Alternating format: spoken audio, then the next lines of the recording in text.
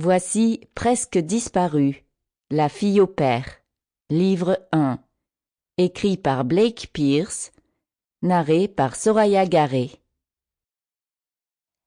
Chapitre 1. Cassie Val, 23 ans, était assise sur l'une des 2 chaises en plastique de la salle d'attente de l'agence au père, les yeux fixés sur les affiches et les cartes sur le mur d'en face. Il y avait un poster de la Tour Eiffel juste au-dessus du logo kitsch de Maureen's European Au Pairs et un autre de la porte de Brandebourg. Un café dans une cour pavée, un village pittoresque surplombant une mer azur, des paysages de rêve, des lieux où elle avait envie d'aller. Le bureau de l'agence était exigu et étouffant.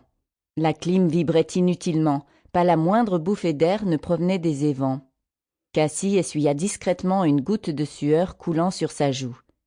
Elle ignorait combien de temps elle pourrait encore supporter cela. La porte du bureau s'ouvrit soudain et elle sursauta, saisissant son dossier sur l'autre chaise. Mais elle sentit son cœur se briser en voyant que ce n'était qu'une autre candidate, une grande blonde mince, qui dégageait toute la confiance que Cassie aurait souhaité avoir. Elle souriait de satisfaction, tenant une liasse de formulaires officiels, et elle jeta à peine un coup d'œil à Cassie en passant. Son estomac se serra. Elle consulta ses documents, se demandant si elle y parviendrait aussi, ou si elle en sortirait déçue et honteuse. Elle savait que son expérience était lamentablement insuffisante et qu'elle n'avait pas les qualifications nécessaires pour s'occuper d'enfants. Elle avait essuyé un refus de l'agence de croisière qu'elle avait contactée la semaine précédente. Ils avaient dit que sans expérience, ils ne pourraient même pas l'inscrire dans leur registre. S'il en était de même ici, elle n'aurait aucune chance.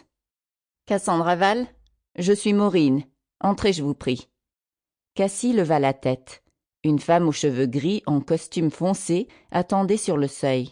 De toute évidence, c'était la patronne. Cassie bondit sur ses pieds, ses papiers soigneusement organisés débordant du dossier. Tout en les rassemblant, les joues en feu, elle se précipita dans la salle d'entretien. Tandis que Maureen les parcourait, sourcils froncés, Cassie se mit à arracher ses cuticules avec ses ongles avant de croiser les mains, la seule façon d'arrêter ce tic nerveux. Elle essaya de respirer profondément pour se calmer. Elle se dit que la décision de cette femme ne serait pas son unique moyen de s'en sortir. Il y avait d'autres façons de s'échapper et de prendre un nouveau départ. Mais pour l'instant, il semblait que ce soit le seul restant. La compagnie de croisière lui avait donné un nom catégorique. Enseigner l'anglais, son autre idée, était impossible sans les qualifications adéquates, et les obtenir était trop onéreux. Sample complete. Ready to continue?